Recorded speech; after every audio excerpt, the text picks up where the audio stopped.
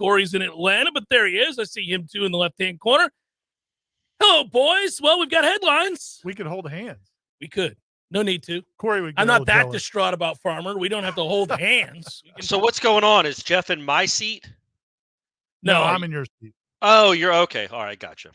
Yeah, Sorry. we're all good. You said I could hold hands. I thought that meant y'all are in the same room. We are. Oh, okay. Jeff's I see. I got it. Okay, I see what's going on, gang. Come on, I see Corey. what's going on. Let's go here, buddy. I wish I could hold both of you right now. Let's follow the bouncing ball. Here we go. All right. So as we begin, we should note that our friends from Register Sausage, they're loyal. They're right here with us. They're ride or die. They're ride or die. Like Dr. Birch. That's right. We'll get to that in the next hour. Yeah, Register Sausage is still going strong, and we love them, and that's why I say, yay, sausage. Corey, got any registers up there? Are we going to have registers at the engagement party? Are we having an engagement party? Are we going to have registers at the rehearsal dinner? What's the plan? I don't think we're going to have a rehearsal dinner, and we already had the engagement party, but you best believe the wedding reception, it's going to be raining Register Sausage. It'll be hanging from everywhere. So much sausage. It'll be hanging from trees. It's going to be an outdoor ceremony probably, and it'll be on the ground. It'll be hanging from the trees. We'll be throwing them at people. They'll be in gift bags. It's going to be everywhere. Ben, make it happen. If you're not invited to Corey's nuptials, which, look, we all can't make it there, but you can have your own Register Sausage. If you go to registermeats.com and order it, they'll deliver it to you in an ice container.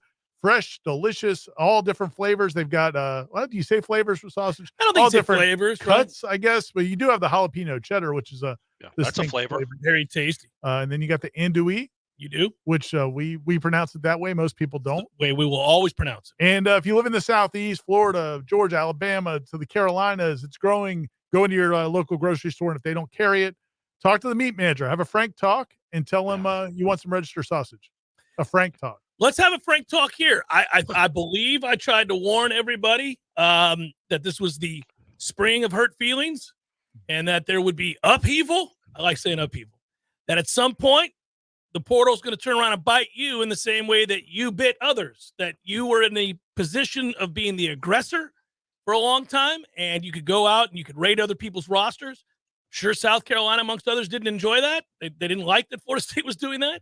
But that was the reality. But at some point, you build your roster to a place where you have actual depth, and that depth of talent raises the floor, and you get excited.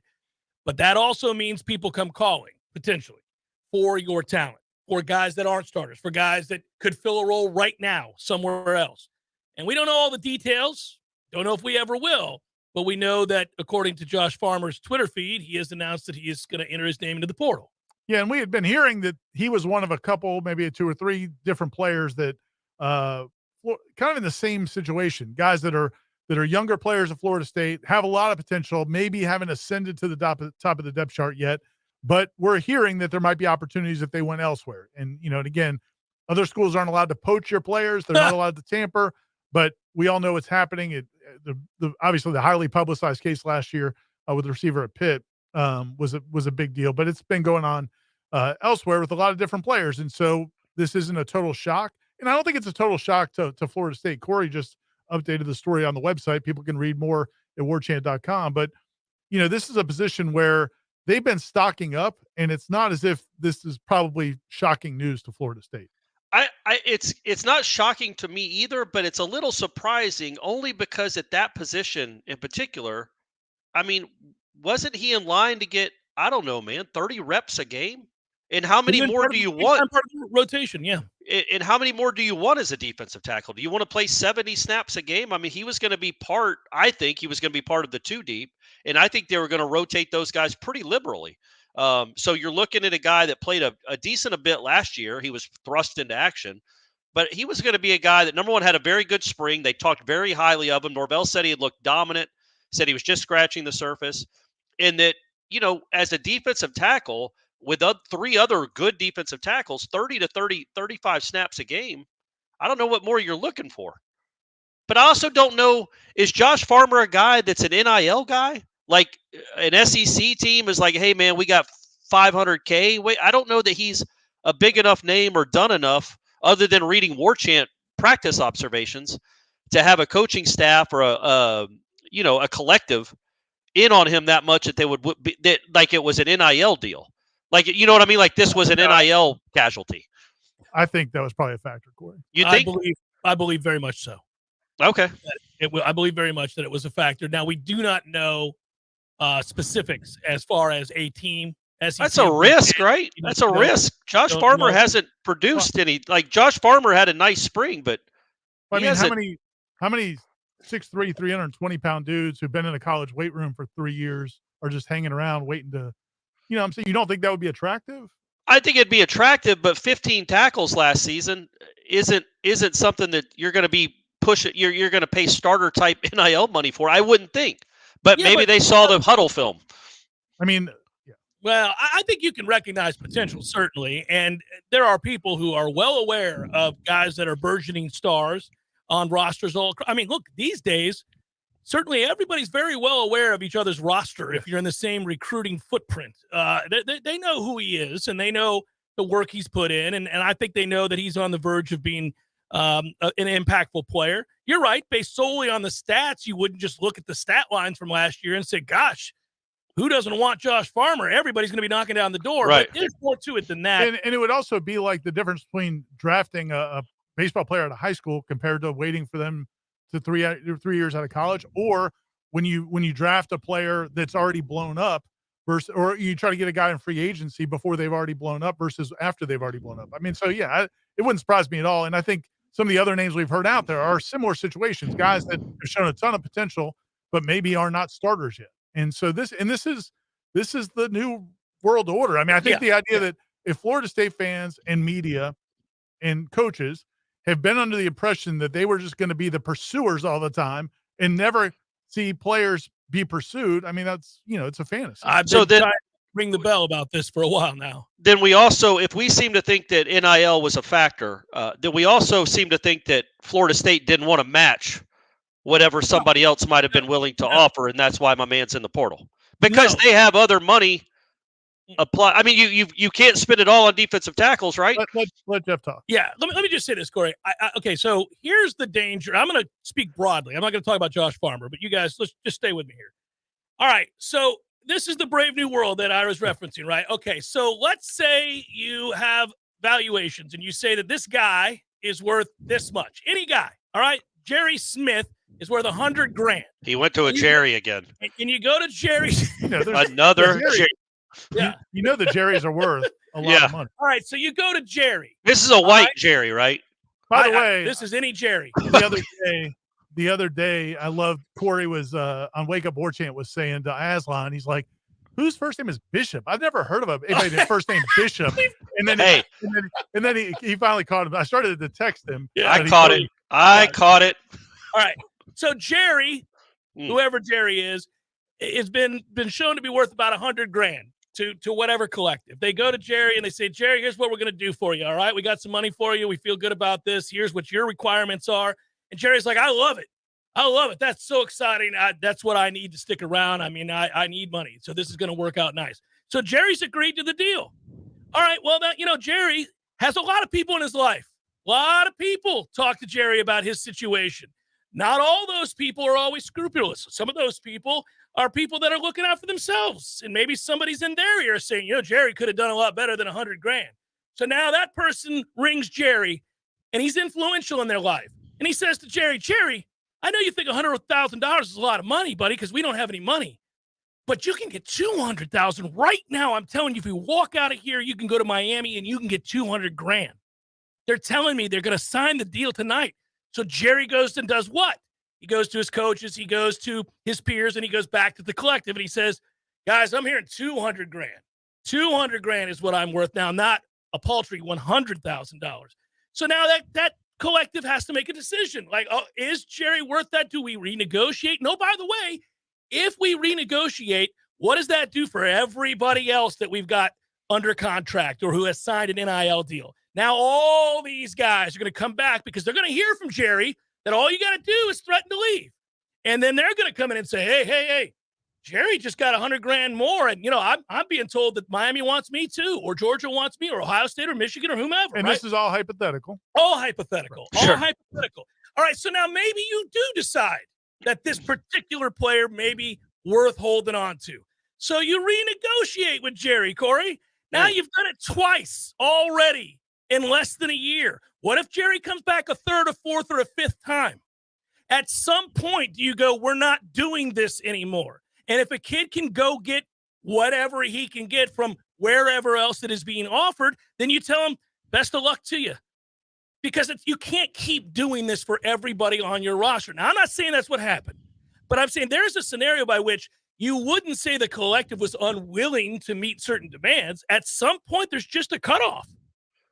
Well, I feel like that's what I was trying to say. That at some point, it's the Yeah, but you phrased it as, the collective wasn't willing to pay Josh Farmer what he's worth. Right. It wasn't that, but it is like at some point it becomes a business decision and in an evaluation decision on we've only got a finite amount of money. We can't keep renegotiating with backups. We can't because we're trying to keep, the starters happy. Because and we're trying to keep the starters on the roster. And then one thing, somebody texted me, somebody we know in the business, not somebody on the FSU staff, but somebody we know, texted me and said, you got to think Florida State's coaching staff assumed when they brought in Fisk and Jackson that there might be some issues on that position because, and I think there's probably been one or two other players that at that position that have had some concerns about, the depth at that position, what all they brought in there. So I don't think it's totally unexpected from their part. From their standpoint.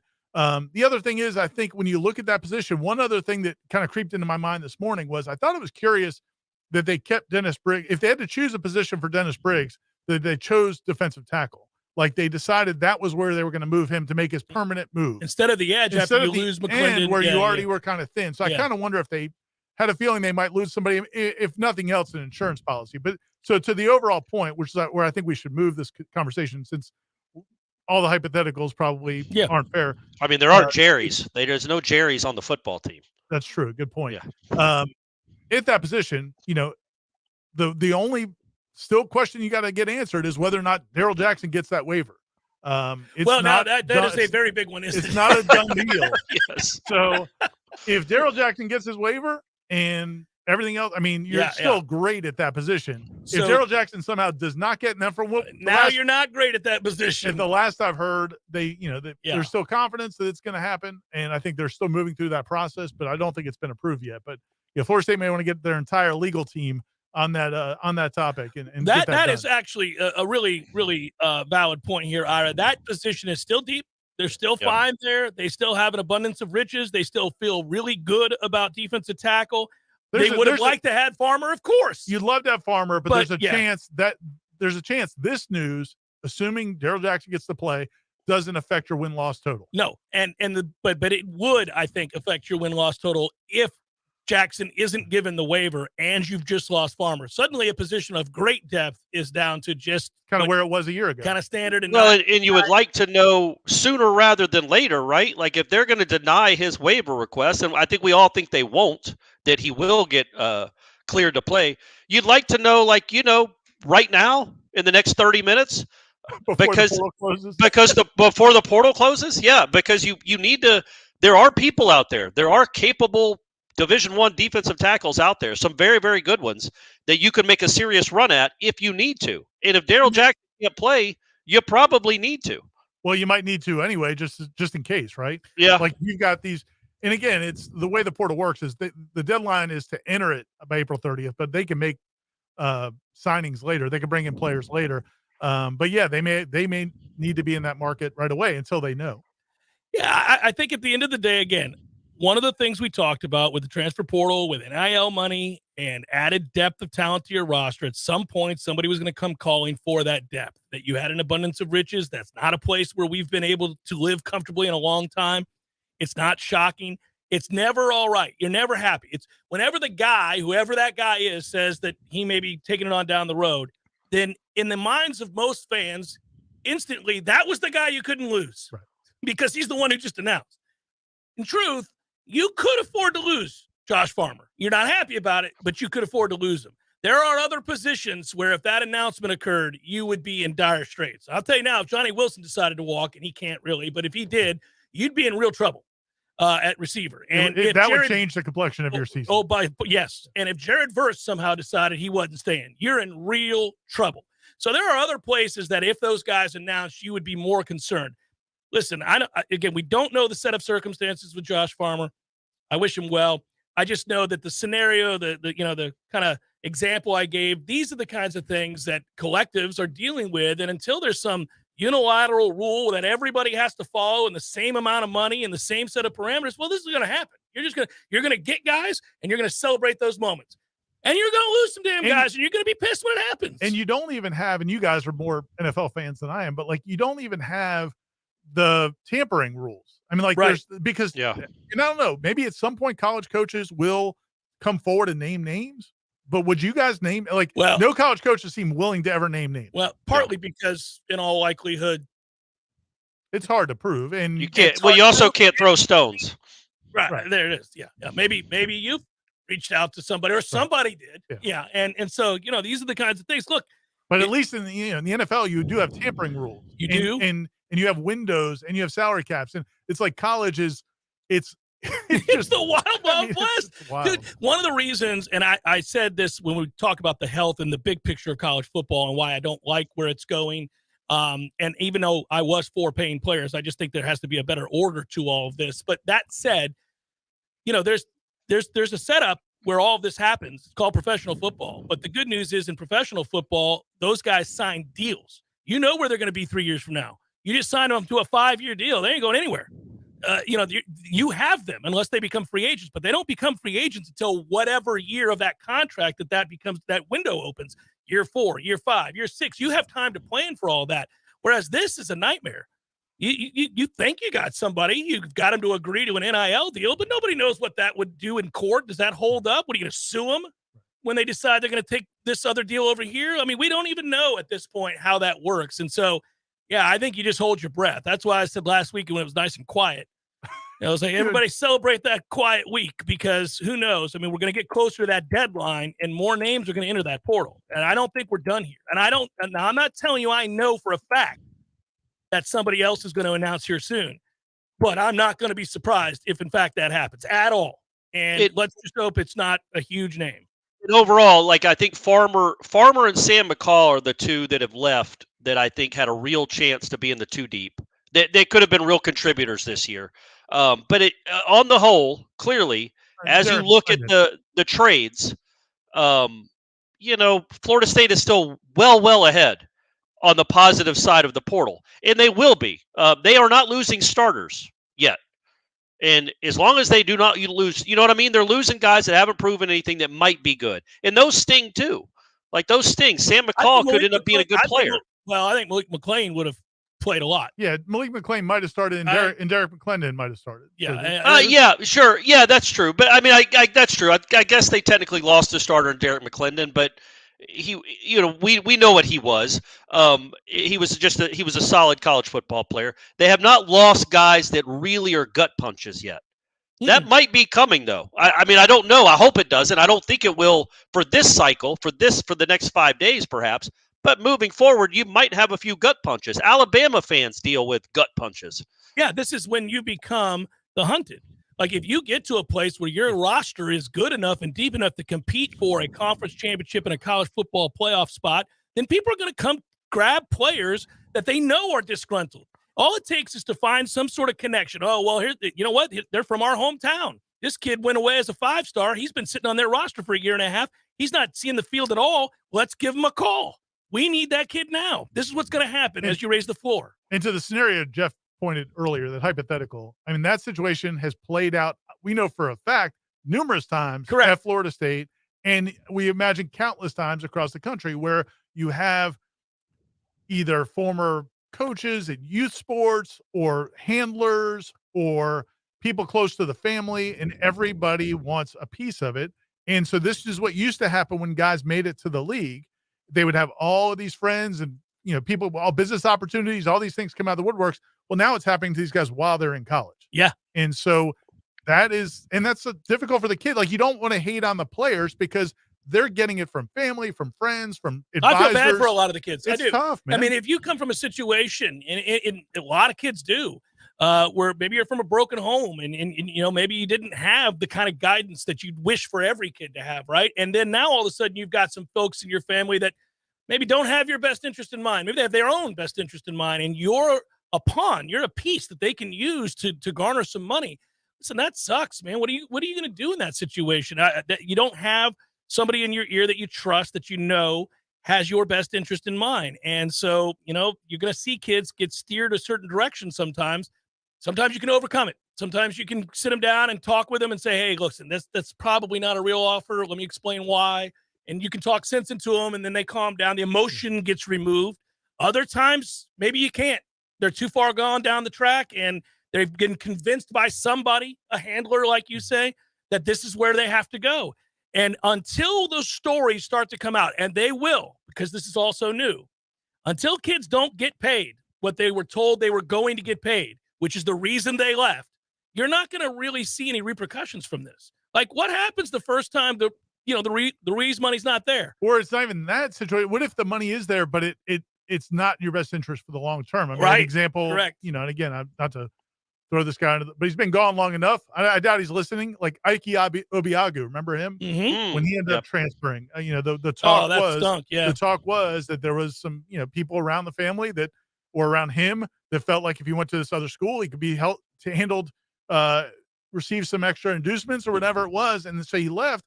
And he was an okay player where he went, but I think he might have been a superstar. Could have been a really good player in this system. So, I mean, and again, so it's just it's a challenging situation. Seminole Headlines off to a flying start. Here we go, boys and girls. Stay with 93.3 Real Talk Radio, Warchant TV.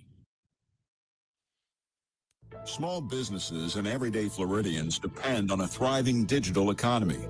But some Florida politicians are pushing an anti-free market law that will crush our economy and hurt consumers. If passed, their reckless new law would prevent small businesses from reaching local customers online. And it could force Floridians to pay for online tools that are free today. SB 262 and HB 1547 are examples of big government at its worst. Don't let the politicians break the internet for Florida and destroy jobs. Let's protect our small businesses and consumers. Let's keep our digital economy strong, and let's keep the Sunshine State open for business. Contact your state senator and state representative today at flsenate.gov and myfloridahouse.gov. That's flsenate.gov and myfloridahouse.gov. Tell your lawmakers to reject SB 262 and HB 1547. Paid for by the Council for Citizens Against Government Waste. Trucking accident? Call Basic Brooks Law Offices, 777-7777. My man, Eddie. Jeff, what's happening, dude? Bears eating people all over the place. I read another article today. It's the third one in the last month of somebody getting mauled to death by a bear. Man, bears have their own space. Well, you got to let them have that. You do. You got to stay clear of bears, is what you're saying? Yes. I got a question for you. Here you go. If you had to be mauled to death, eaten alive by any animal in the world, which would you choose to eat you alive? Ooh, I think maybe I'd want, longevity time, a mouse. Just a slow burn. Slow burn. This thing just finished the pinky. It's been a month. I could go to work. I could still do my thing. I could probably live 30 years. I thought you were going to say great white because it'd be quick, or a grizzly. We went with mouse. Yeah, mouse. Okay. Mouse it is. Gordo's bringing the flavor and flair of Cuban food to Tallahassee since 1996. Leaky faucet, busted pipes, clogged toilet? M&L Plumbing is here for you. For all commercial, construction, and residential plumbing issues, call M&L Plumbing at 575-9393 or visit online at mnlplumbing.com. At Pinch A Penny Pool, Patio, and Spas, it's prime time hot tub season. And after a long, stressful day, there's nothing like soaking in a hot tub with all that steam. And it has lots of great health benefits, too. Pinch A Penny Pool, Patios, and Spas is your true hot tub headquarters. Save today on the hot tub of your dreams at prices you can afford. Come and shop our 12,000 square foot showroom and find the right model for you. With over 50 hot tubs in stock, you're sure to find the one that's just right. And for a limited time, take advantage of a free spa cover with purchase of your new hot tub. That's around a $400 value, completely free with your purchase. If you're ready to relax, we're here to show you how. Pinch a Penny Pool, Patios, and Spas. Come see us at 2473 Greer Road. Pick out your hot tub and enjoy your free cover. You'll be glad you did. Life is stressful. Dinner shouldn't be. That motto is why Register Sausage has been doing business in the Florida Panhandle and Lower Alabama for over 75 years. A proud sponsor of Seminole Headlines, Register Sausage always provides the best Southern smoked sausage to over 140 grocery stores and restaurants throughout the Southeast. Headliners have discovered the Register's difference. You can too. To find a store that carries Registers near you or to buy directly, head to registermeats.com. That's registermeats.com. Register Sausage. Yay, sausage! This is Brian Kilmeade, and I'm excited to be on the air in the capital city. Be sure to tune into my show. I'll be giving you all the latest news, information, and the truth you demand. The Brian Kilmeade Show is live from 9 till noon, right here on Real Talk 93.3. Seminole Headlines returns now. Head to YouTube and search for Warchant TV today to catch the show live or on demand. Now, here's Jeff Cameron, Ira Schofel, and Corey Clark. One thing to note, and we didn't talk about this a moment ago when we were going through, the impact that this may or may not have. I really think that in terms of potential, Tafasi's the same player. I think Tafasi can be what Farmer. Now, Farmer was ahead. A little different. Yeah. But I think Tafasi could end up being very good for this team. Now, they need him to get stronger and get bigger and continue to develop. But I think that down the line, he's going to be an impactful player, just like I thought Josh Farmer would be an impactful player. They have guys on the roster that maybe aren't as ready as Josh was to hammer it home this year. But I do feel like they've got a couple other dudes that I feel good about. Tafasi being high on that list. Yeah, I would think you're the initial reaction. I think once people get past the initial stunning or shocking, whatever, I think the next reaction is, okay, how does this affect us in 2024 when Braden Fisk is gone, when Fabian Levitt's gone? How is this going to affect us going forward? I think Tafasi's a good answer. Daniel Lyons. Daniel Lyons is good. I think he could be good. And they're all different. They're different types of players though, because like Tafasi is just raw energy and strength. Like I don't think he really knows what he's doing, but if you put a human being in front of him, he's going to displace that human being and probably drive him about 15 yards down the field. I mean, he is as impressive physically as anybody they have, honestly. But he's just so raw. Like, I don't even know if he played I don't think he played high-level high school football because there was some eligibility issue. He transferred a little bit. Whereas Farmer had played. He played for Corey Fuller. Like, he had better teaching coming in. Mm-hmm. And then I think, Daniel Lyons is more advanced in terms of, like, what he knows, how to play the position. So I think he's a guy that can help as well. But those guys don't have the raw potential Tafasi has. He's the guy that, man, there's something really, really special. I like him a lot, yeah. But I think the bummer about Farmer is this coaching staff, I think, found a guy in him, like a really good player. I mean, he looked like he was taking that step to be almost an elite defensive tackle. I mean, I thought he was probably the most consistently good defensive tackle they had this spring. He was very good for long stretches.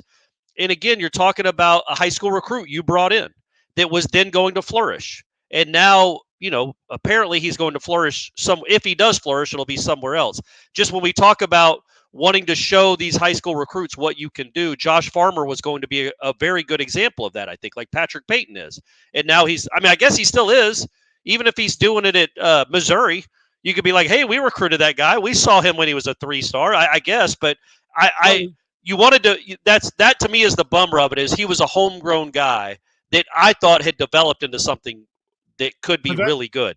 But that's what's it makes me laugh a little bit because, 6 months ago, everybody was saying when Florida State didn't have a great recruiting class in December, 5 months ago, you can't live off the portal. And I remember saying, well, I don't know, maybe you can, because at least with portal guys, they're pretty much locked in until they graduate.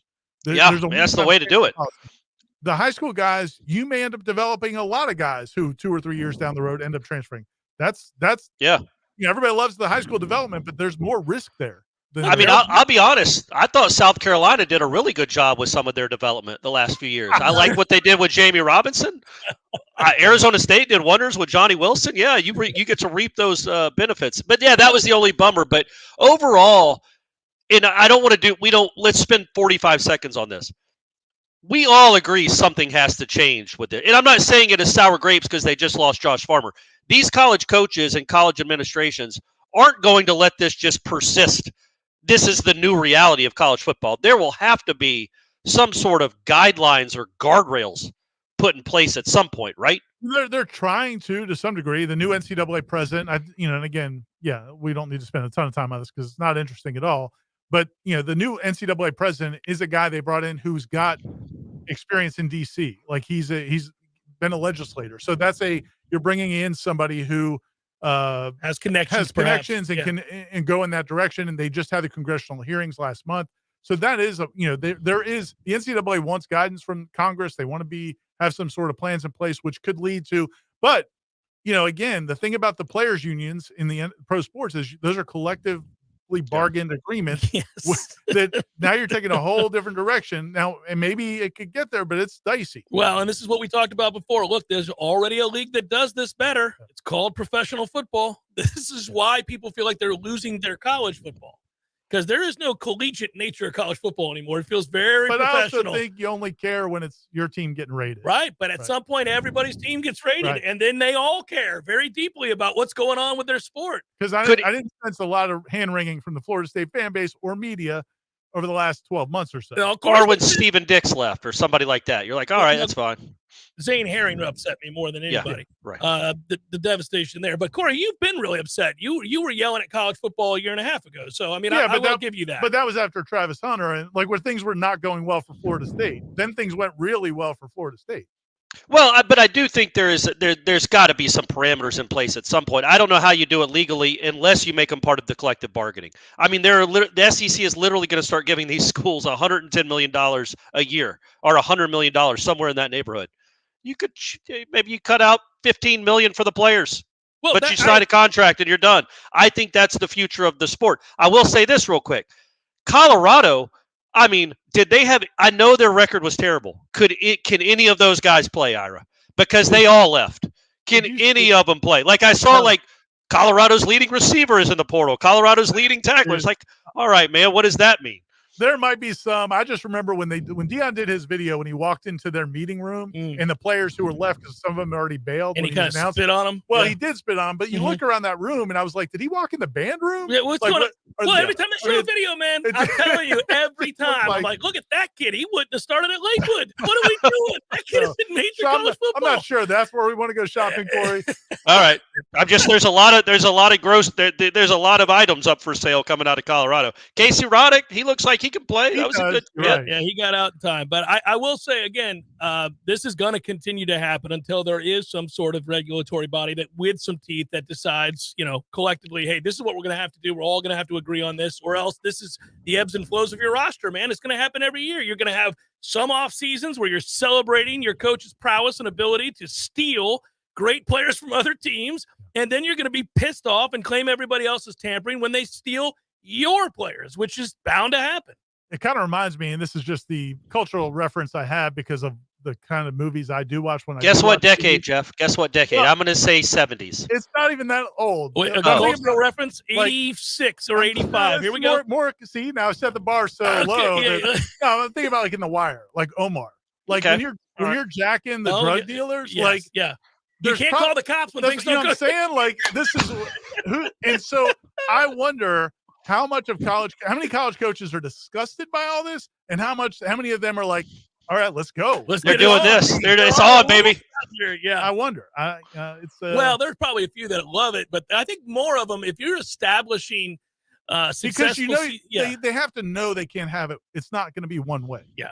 Well, and again, I don't think anybody's really all that surprised that what just happened may have happened. Now, I will give you this one piece of hope, maybe glimmer of hope. And that is that if nothing's finalized, you never know. I mean, Josh Farmer could tweet tomorrow, guys, I've had some more time to think about it, and I realized that was a mistake. I'm not going to enter the portal. I mean, it's entirely possible. And he could do that, and then he can do it again. And he can still do it again. Reedy. Buddy, the Reedy. Those are the old timers. It's just a very different way of going about it now. Now it involves money, but that's the reality. Seminole Headlines, 93.3 Real Talk Radio. And Warchant TV continues in a moment.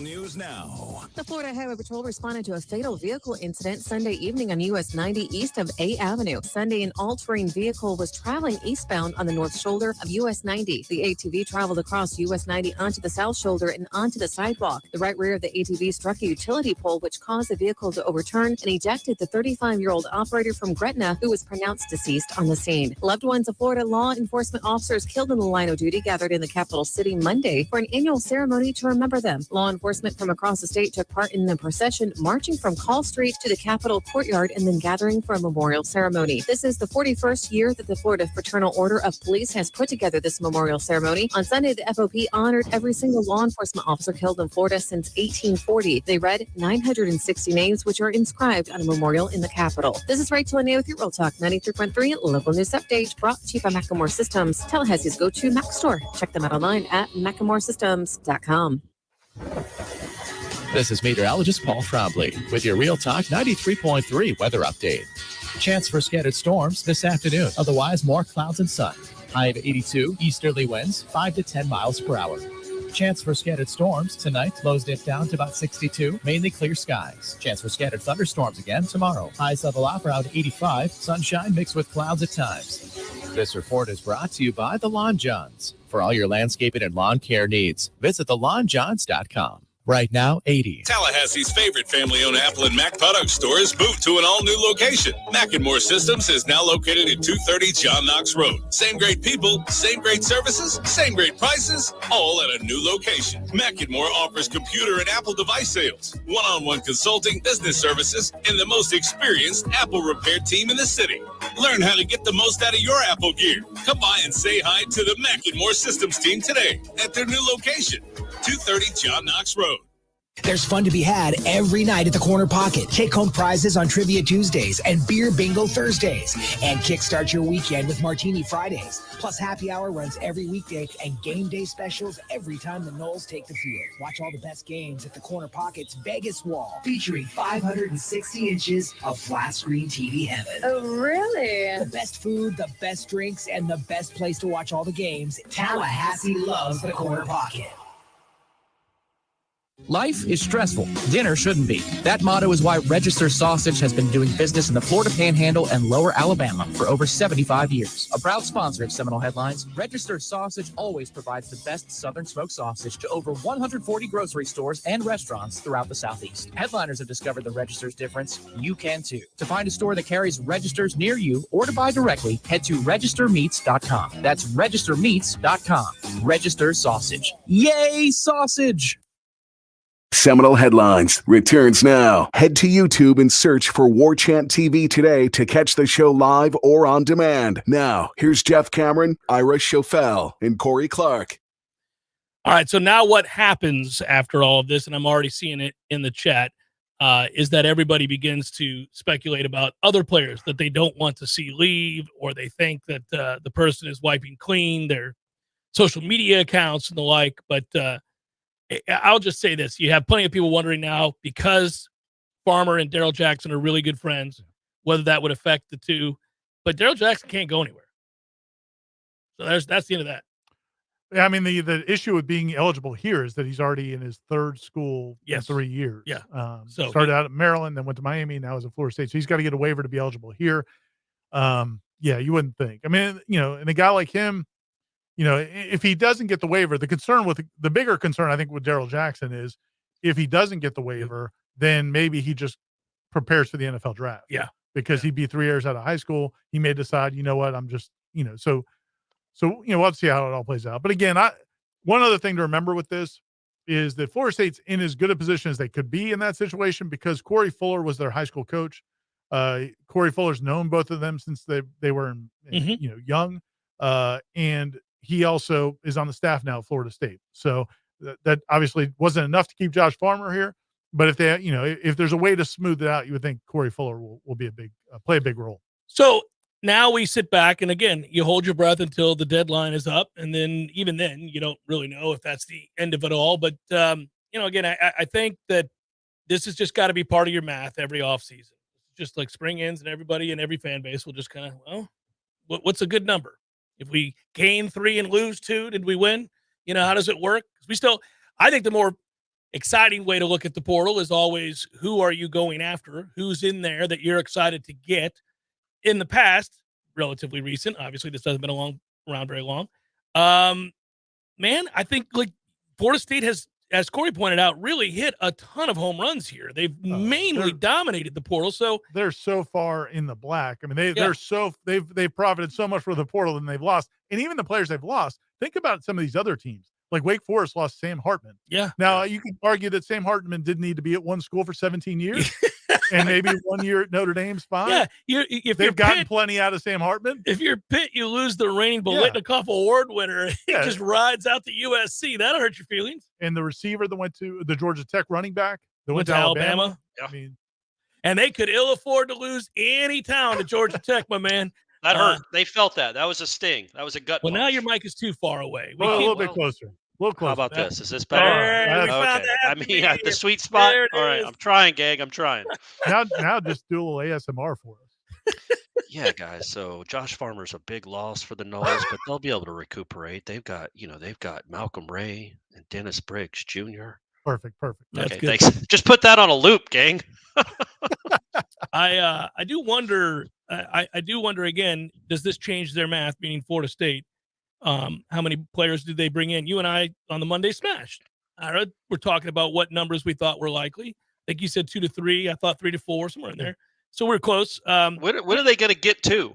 Let's go. I mean, let's add someone, right? It's been too long since they added someone. Adding people, you got to kind of make sure. That's one of the good things that they've done is they haven't just filled spots to fill them. They needed to make sure the guys were of the caliber of player they wanted, and also does this change? Do you think this changes the calculus at all about what they're adding? Well, I guess the question is, does it save somebody else's position? Like, do they not encourage somebody else to take it down the road? Yeah, I think it definitely opens a spot. Again, if I was them, and again, as of last week, I was hearing the Daryl Jackson thing. I haven't checked today in the last 24 hours that the waiver still wasn't official or cleared. If that's not cleared, man, I think you have to go get a defensive tackle. I feel like you do. I don't know. I think because if he doesn't get it, now you're basically looking at your defensive tackle from a year ago, your group basically from a year ago. If you say Fisk and Cooper are about to wash, and then you've got Briggs in the rotation, Fabian. Malcolm Ray. Yeah, Fabian's Fabian. Yeah, Fabian's Fabian. You get I just feel like you probably need to get some insurance there. But they, again, I don't want anybody to be listening to this and think, man, they know that kid's not going to get the waiver. We don't know. We have that. no idea. We do not know that. I feel like it was evident to me that the coaches feel like he's going to get it. I think there's a good chance, but they don't have it yet. Is what I'm saying. So you don't know 100%.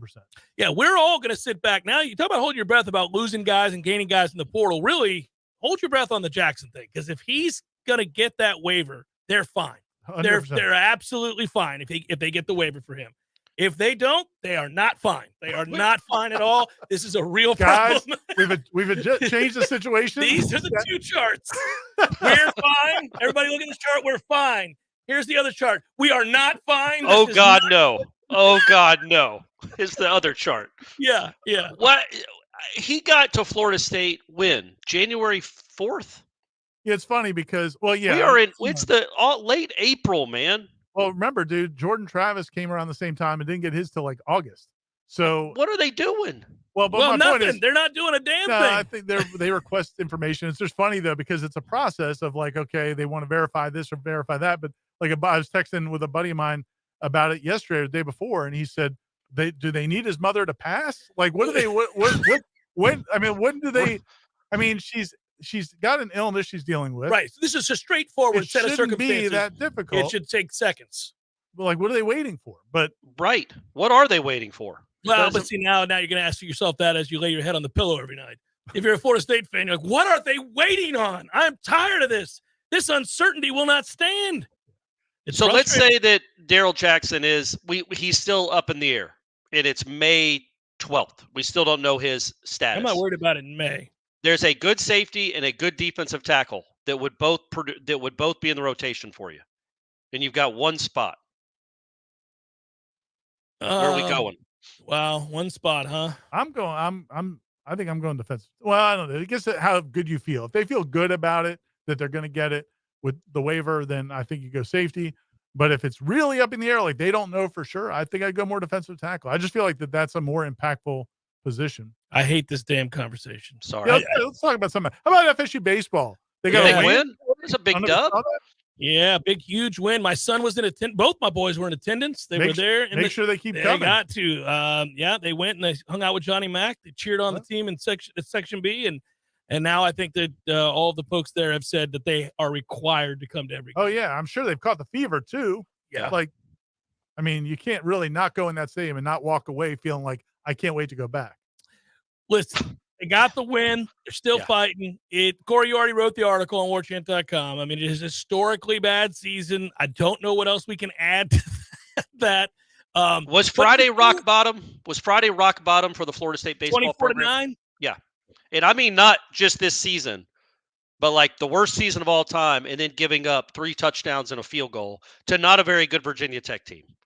That's as embarrassing can be for a program like Florida State. So let me ask you this. So yeah, whatever. They lost 24-9. That we'll never remember that 10 years from now. I mean, yeah, that's okay. right. Okay. So here's the only thing I'll say.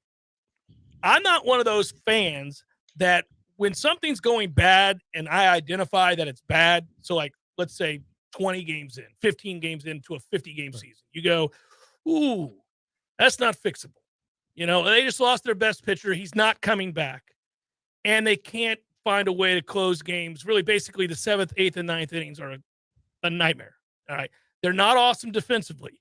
All right. Correct. So we've evaluated this team at that point. Whatever happens after that conclusion that I reach, I don't care.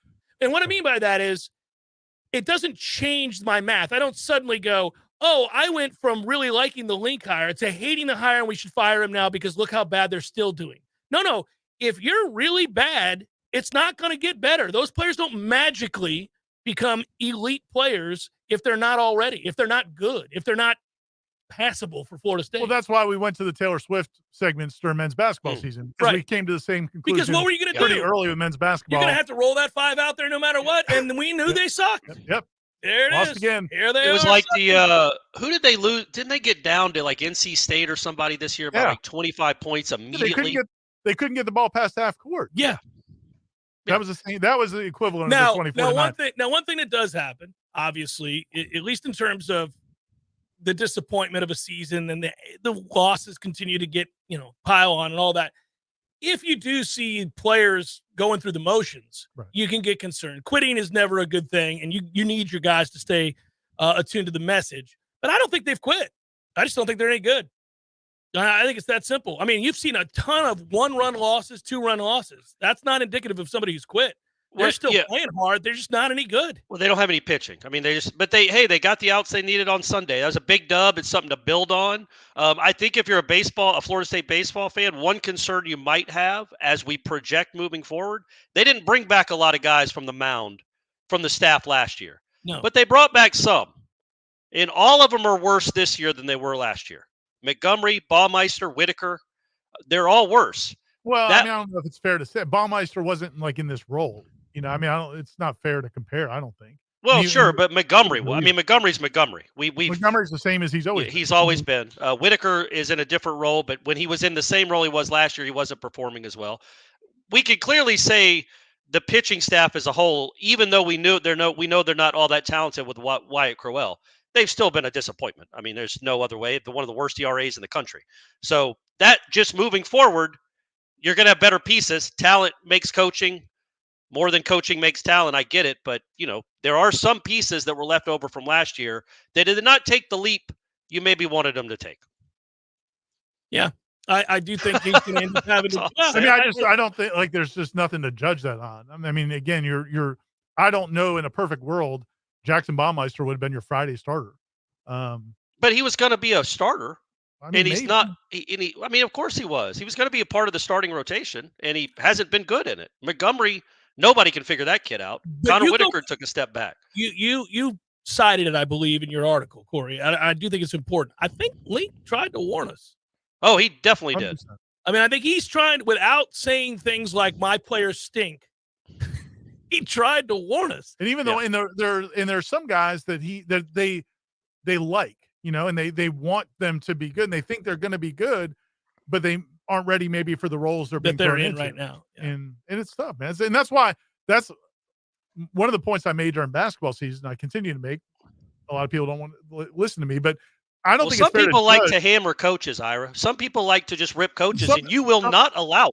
Some of the guys on that basketball team, I think you're going to see if things are better next year, if they've got some better players, and they can play a different role. They can play in a different role in a better environment, and a better team. You may see them look a whole lot different. And I think there's some guys on this baseball team. Again, man, they all knew that who their top pitcher was, and then when he goes down, I mean, I just think it's tough. And then they also haven't had any luck. Like I think you mentioned it in the column also, but like it feels like every ball hit by the other team is just out of reach, lands just fair.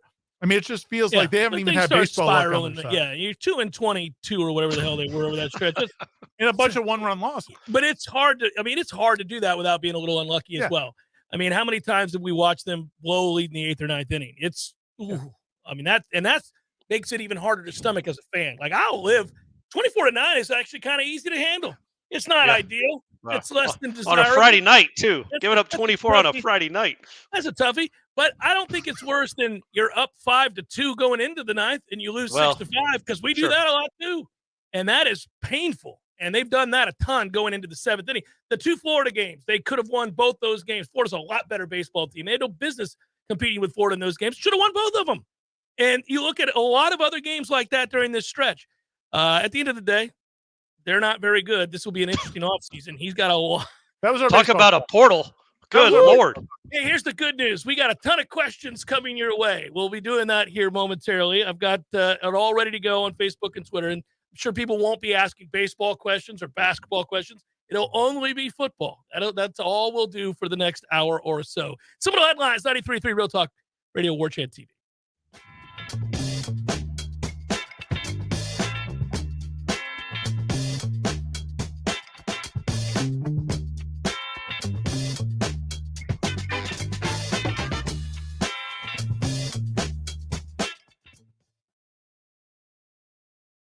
Go call Seminole Glass. They'll get on the road and get it done fast. Your local family-owned glass company, serving the Big Bend for over 15 years. At Seminole Auto Glass, we care about your safety. Insurance will send you wherever it benefits them, not the quality of service. There's a difference in auto glass companies. Trust your local auto glass experts. Seminole Auto Glass. They handle any kind of broken glass, and you know who they are. Better call Seminole. Many orthodontists in Tallahassee can straighten a smile, but at Birch Orthodontics, they're dedicated to providing the finest care possible. The experienced and friendly staff is trained in all of the latest techniques. So whether you need standard treatment like braces or Invisalign, or you have a more complicated case requiring extra attention, Birch Orthodontics is here for you. Set up your free consultation today by visiting birchorthodontics.com, B-U-R-C-H orthodontics.com, or call 850-877-1692. At Birch Orthodontics, they create beautiful smiles that last a lifetime. So let's say you're considering buying a new home in the current climate. We've all heard that demand is high, inventory is low. So how do you get a leg up on the rest of the buyers all making offers on the same house as you? Well, that's a toughie. But the first place I'd suggest you start is with a call to my friend Shannon at Legendary Home Loans. Shannon will set you up with a complete pre-approval underwriting. This used to be an upgrade, but nowadays it's got to be standard. You want to get your offer on a new home pushed to the front of the line, you need a TBD full underwriting approval from Legendary Home Loans. You'll shorten or even remove your financing contingency, and the sellers will know that your offer is real and ready to go. It's tough out there these days, folks, so why not have the advantage of a proven winning team in your huddle?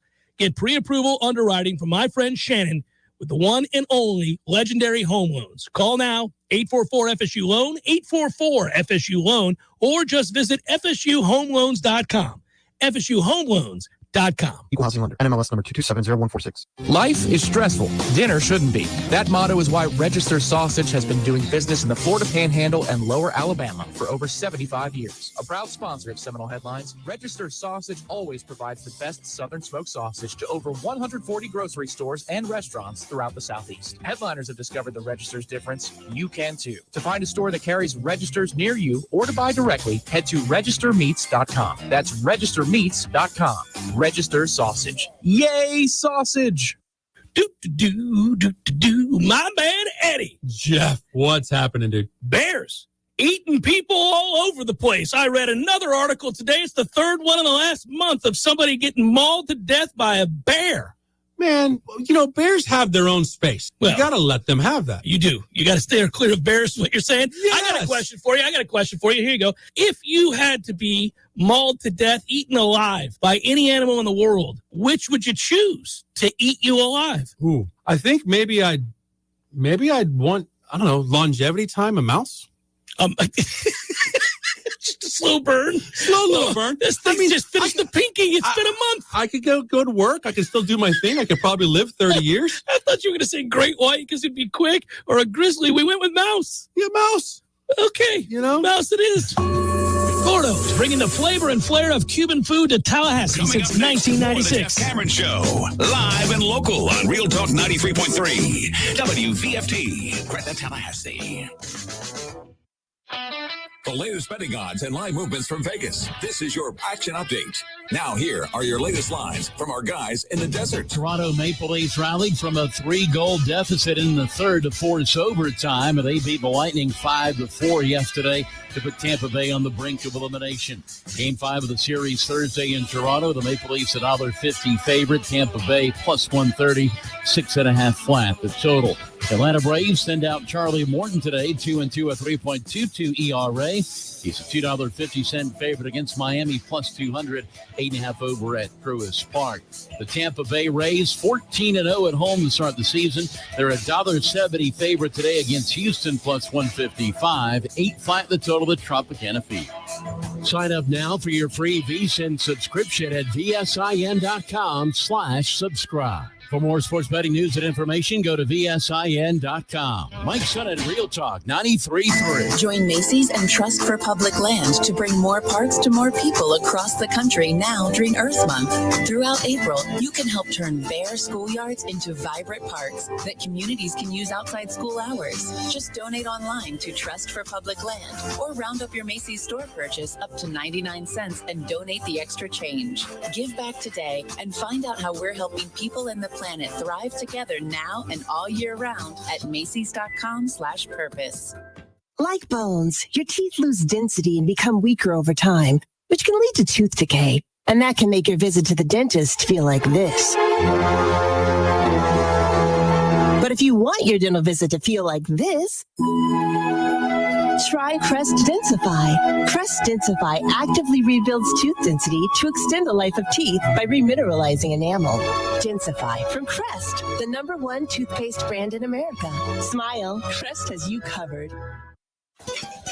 Discover the tastes of Peru at Café de Martín and El Bar, a one-of-a-kind culinary and cocktail concept created by classically trained chef Martín Araujo. Con amor y pasión, with love and passion, Café de Martín is a fine Peruvian dining experience in an approachable, comfortable, cultural-rich space built for creating memories to last a lifetime.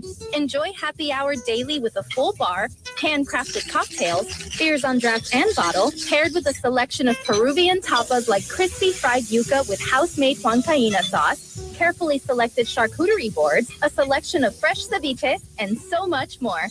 It's Café de Martín and El Bar. Escape to Peru, a country of great culture, beauty, and food right here in the capital city. Café de Martín and El Bar on Capitol Circle Northeast in the Esposito Shopping Center. Open daily for lunch, happy hour, and dinner. Online at cafedemartin.com.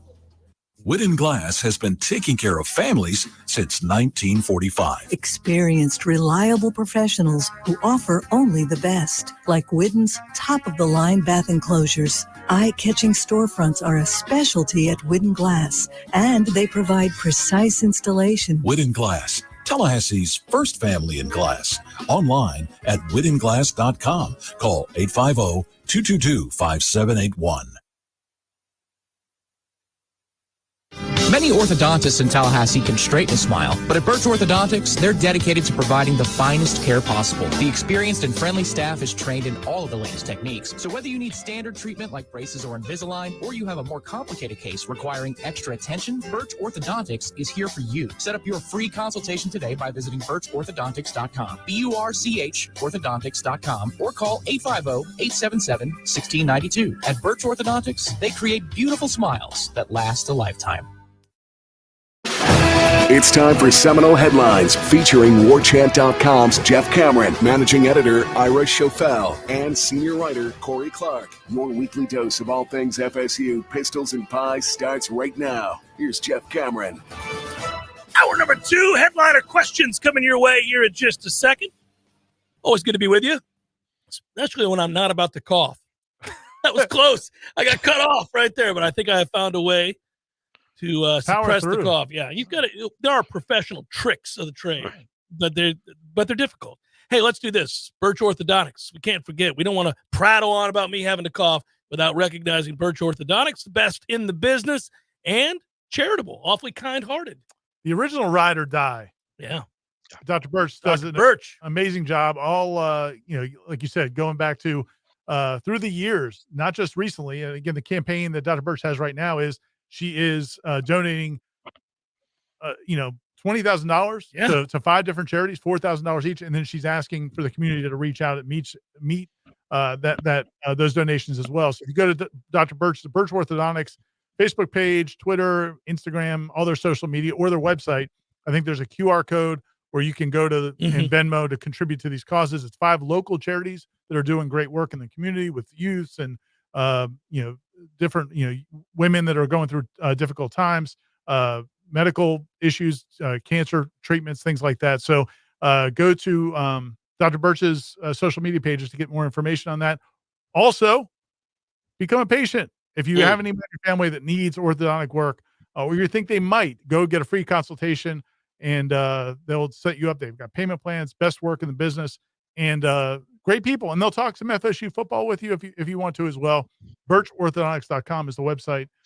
Check them out. They're our ride or die orthodontist. All right, so T-Money Noles feels like FSU fans may be overlooking LSU. I don't feel like that is the case. It really doesn't matter if the fans are or not T-Money. But he goes on to say, I think everybody counts this as a win. And watching their spring game, they got a loaded veteran quarterback, favored to win the SEC West, et cetera. I see it as a toss-up. No, I see it as a toss-up. So does Vegas. It's a 1-point number. I'm just as concerned about this game as I was a year ago. And, you always knew it was going to be a good game. Should be a great game. I think fans are excited and optimistic. I don't know that I would say people are overconfident. Yeah. And I don't think anybody assumes that's a win.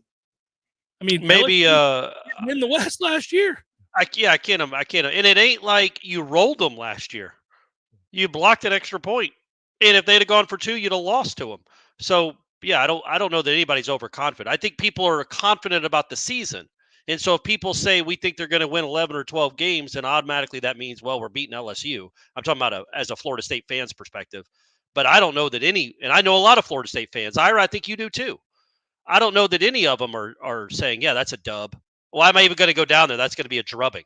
That's going to be a very, very good game, and it could go either way. We're on record. We're on record of saying that. I'm more excited about this game than I was when Florida State played Alabama. That came up in my mind when Corey was talking. I was thinking the same thing. I think the difference. Were y'all not listening to me? No, he was thinking about the Alabama game from yesteryear, and so you harkened back to 6 years prior. Yeah, we were thinking back. You were just talking. I was just yammering, yada yada yada. I was going to let you finish whatever that point was. No, but it sparked us thinking. Okay, good. Yeah. Because I was wondering in my mind if what the confidence level was, but the difference there was Alabama was already Alabama, and Florida State had been at the highest level too. So it felt like. But I think we were always quarterback's such a big deal, man. We're much more confident in Jordan Travis going into this matchup than I think we were with DeAndre Francois. Yeah, there was excitement about matchup. DeAndre. Yeah, but I don't know if we felt quite as good about it. Also, that was Alabama. LSU's got some really good players. Brian Kelly's a good coach. He's not Nick Saban, and that's not Alabama.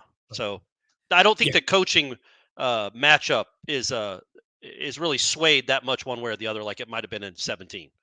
Burke writes, have you considered having guests on Seminole Headlines? Who would you have?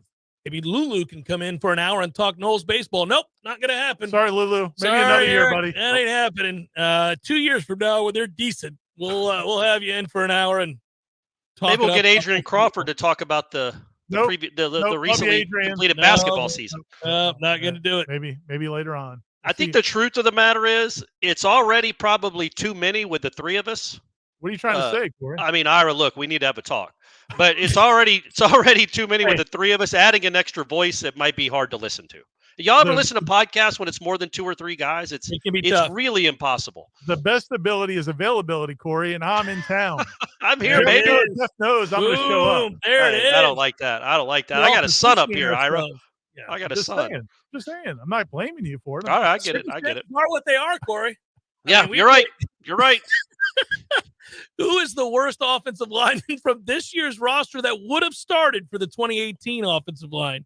Oh, my God. There's a bunch. There's a bunch. I don't think we need to name them all. No, there's a bunch. There's at least there's probably 3 guys, right? 3 or 4 guys that really have no chance unless injuries happen of playing substantial minutes on this team. Would have played for that one. Yeah, I mean, I think a perfect example is probably Zane Herring. Yeah. He probably would have started on those teams. I agree. Yeah. Abdul Bello would have had to hit the portal. Yesterday on the wildly popular Jeff Cameron show, I heard about a certain tight end possibly moving to linebacker. Well, that's what I've been lobbying for, Ridley. I've been wanting Courtney to move to linebacker because I think he could play it, and I don't think he's ever going to be a meaningful starter at tight end for us. That's my opinion. Not everybody agrees with me. And he's a Todd Rebowl type. He's kind of a Todd Rebowl clone. Yeah, that's the way I think of him. I see what you're doing there. Yeah, I see what you're doing. I will say this, though. Our guy Matt Lasser has a Q&A up right now on the site with your boy Blake Nicholson, who's arriving next month. I'm excited about. You're fired up about Blake Nicholson. He's got a little Todd Rebowl in him too. I don't know why you think that, but I feel it too. You see it? Put my finger on it. There's similarities. Him and Daryl Bush. I think he's a little more athletic than Bush, but very similar. Yeah, very heady kind of a player. Right. Jim Rat. Faster than you realize. Yeah, maybe coach on the field. Yeah, coach on the field. A coach's son at some point. Yeah, no doubt. Kind of guy that maybe you'd want your daughter to marry. Oh, yeah. Makes the world better. Makes the sport better. Never really know. Look, I've always said this. If you get 10 minutes to spend with Blake Nicholson, your life's better for it. Your life's better for it. That's pretty obvious. What is the over-under for recruiting class rankings this year that has you excited versus disappointed? Is it somewhere between 9 to 11? Yeah, I'd like them to have a top 10 class. This class coming up? Yeah. They need to have a top 10 class. Come on now. Yeah, and honestly, where they're at right now and the guys they're in the mix for, I mean. Seems like a foregone conclusion to be a top 10 class. I think anything lower than that would definitely feel like a disappointment because I think they could be they could be in the top 5 or 6. Really, we didn't answer your question. I don't know if it's been discussed with Brian Courtney as to whether or not he should move to defense. He did play some defense in high school, so it's not as if he is foreign to it. And I actually am not kidding when I said I think he could be a linebacker for you. But I have no idea if the coaches agree with me or not. They could look at me and think I'm crazy. That's fine. That's just me talking out loud. God help all of you if it does happen at some point. Oh, boy. And he becomes like a Butkus candidate. I'm just going to retire. Yeah, this will be a picture of me right here while you guys talk. Talent evaluator, Jeff Cameron. Okay, once college football eventually consolidates into 2 power conferences, how fun would it be if we adopted relegation, similar to the English Premier League?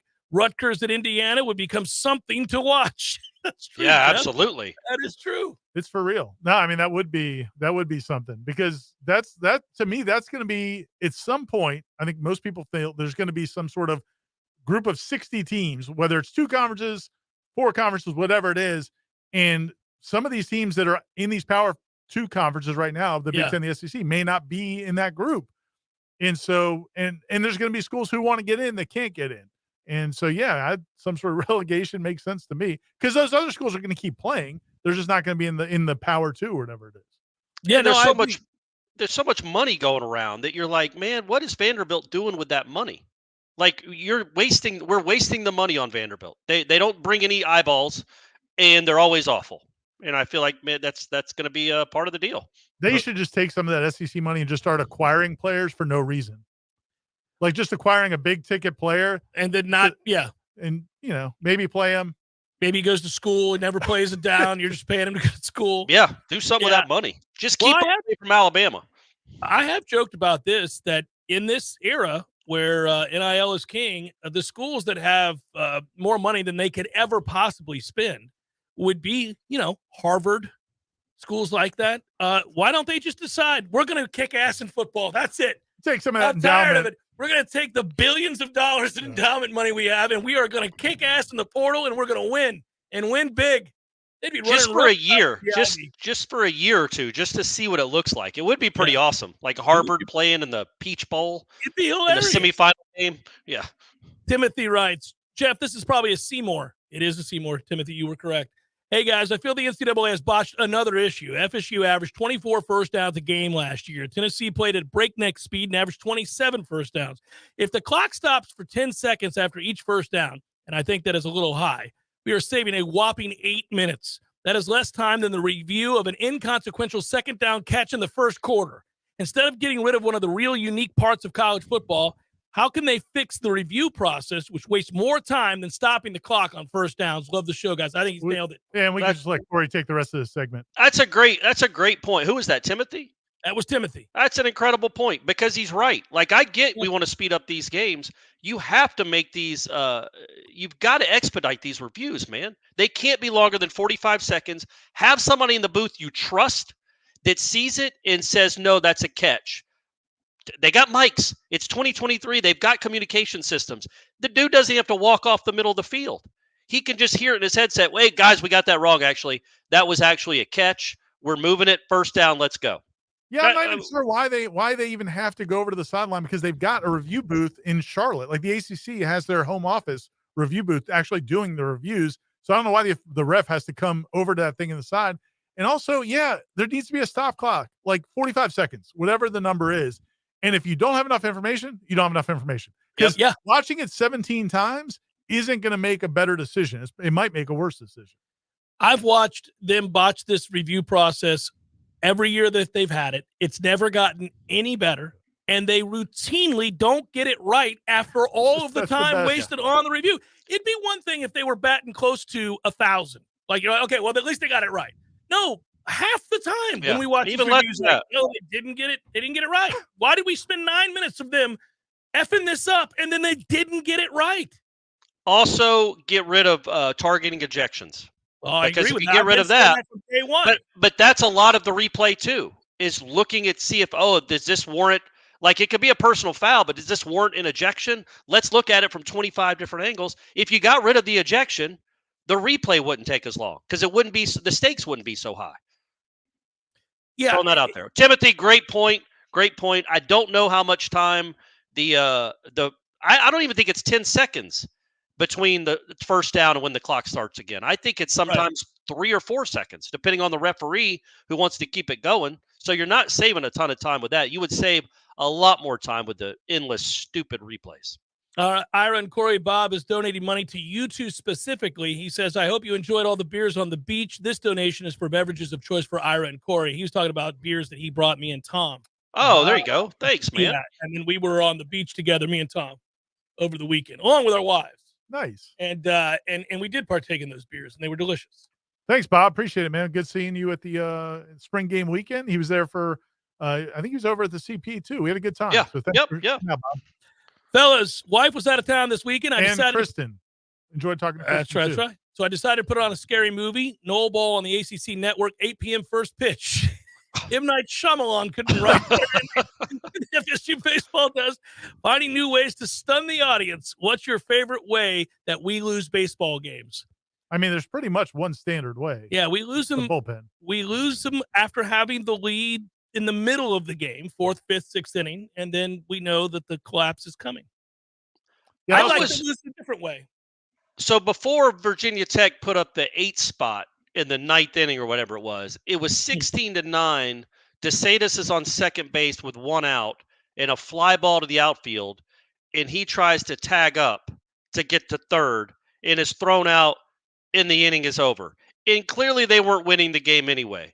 But I'm tired of stupid stuff like that. I'm just tired of it. It doesn't make any sense. It's the stuff I would tell Brady, like, what, and Brady does plenty of stupid stuff too on the bases, but like, what's the point there? You're already in scoring position. Your run means nothing because there's got to be 7 other guys that score too. So Yeah, why risk it? Why risk it unless it's walking to the base? There's a common denominator there, and nice kid. It is what it is. But that's the reality of that team is they're having to play. They can't really do a whole lot. Like when you have a player, it would be in an ideal world if they had the roster they wanted. You would sit him down and not that play him player anymore. would not That'd play. be he did something earlier in the year, like third game of the year, where we were like, okay, what are we There's doing? been a bunch. What are we doing? But back to the other point, since we're brought up baseball again, because you're talking about the pitchers. I got a text from somebody during the break who's got a little bit more knowledge than me and says if you look at several of the pitchers that have pitched this year have made improvements from last year. So I don't think that's probably an accurate reflection to say that they haven't gotten better. Did you say several? Yeah. There's no chance. I'm going to go ahead and say it. There aren't any that several on the team, and the ones that came back, none of them have gotten better. None of their ERAs are under 6. Andrew Armstrong? What about Andrew Armstrong has gotten better. His ERA is 6. What was it last year? I don't know, man. 6.1. And what Whitaker? I mean, Whitaker's ERA was like 1.13 last year. Now it's over 4. The situations they were used in, you can't compare coming in as a situational reliever to being a starter. And then also, my guy before he got hurt. I mean, he was lights out. Oh, well, Crowell was great. Yeah. Crowell was. My favorite part was that. Did you say several? Well, I mean, that's gonna stick with me for a while. I like that. But the point is, like, you act like they inherited this like quality pitching staff, none of whom were frontline guys, and just haven't done anything with them. Right. I did not act like that. I said every pitcher that came back from last year has a worse ERA and worse numbers than they had last year. Every single one. I don't know if that's. I promise you, man. They're all. Again, you don't think that the use is different? Who said that? Matters? Who said that? I'm asking you. No, of course it matters. You're saying the numbers are different. They're worse. My point is, if you ask somebody to go through the lineup 3 times versus going through a lineup maybe half a time, it's a different. So it's like playing a different sport. You can't compare that, is what I'm saying. I mean, I guess then what are we doing? I mean, some guys they're long relievers that become starters. That's how college baseball works. These guys clearly don't do it. But Whitaker, before Whitaker joined the rotation, his ERA was 4.5, as in the exact same role he was last year. So great, but he wasn't good in his role this year. Let me ask you, what's more likely? If you didn't know anything, if I just presented you these facts, here you have a pitching coach and a head coach who've had success in a lot of different places. Here you have some players who have not had success. And then now the next year, these guys are still not having success. Is that more likely that it's them, or is it more likely the staff that's had success in the past? I'm just saying, as somebody that watches baseball, nobody on the staff other than Wyatt Crowell got better. And Wyatt Crowell got better because he's Wyatt Crowell and he's awesome. When do coaches deserve credit? When do they deserve blame?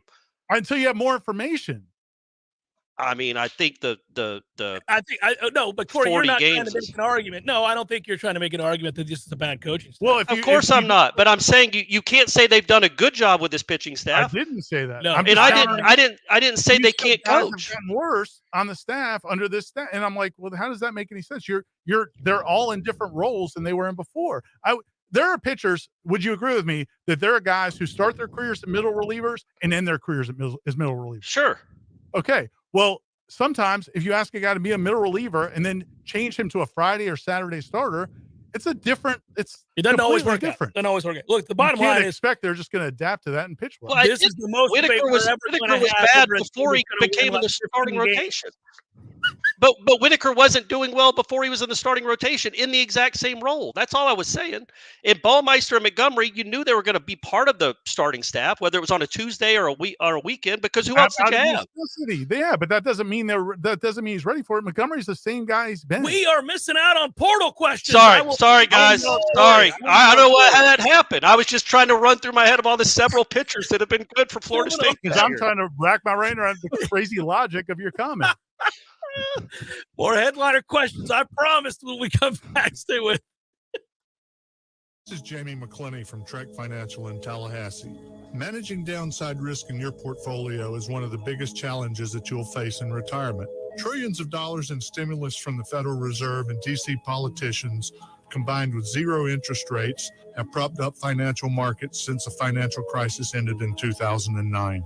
The Fed recently ended quantitative easing and has started to raise interest rates at a time when the global economy was already slowing. Have you considered what another 50% correction in the stock market would do to your retirement plan? If you're concerned about where this all might be headed and would like to find out about the potential benefits of an active risk management strategy for your portfolio, give me a call at 850-900-5200 and schedule a time for a review of your portfolio from an active risk management perspective. Make Jamie your first call for a second opinion. Investment advisory services are offered through Trek Financial, LLC, an SEC-registered investment advisor.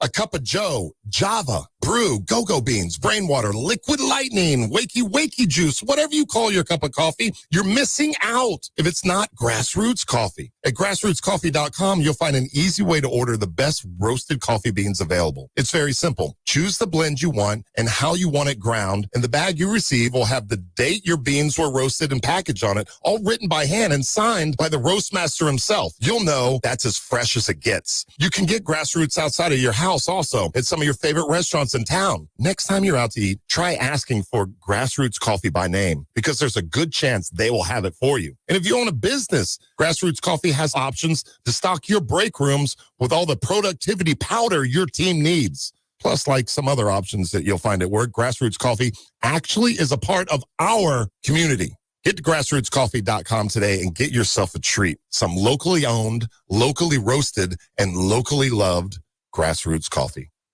Motorcycle accident? Call Facing Brooks Law Offices, 777-7777.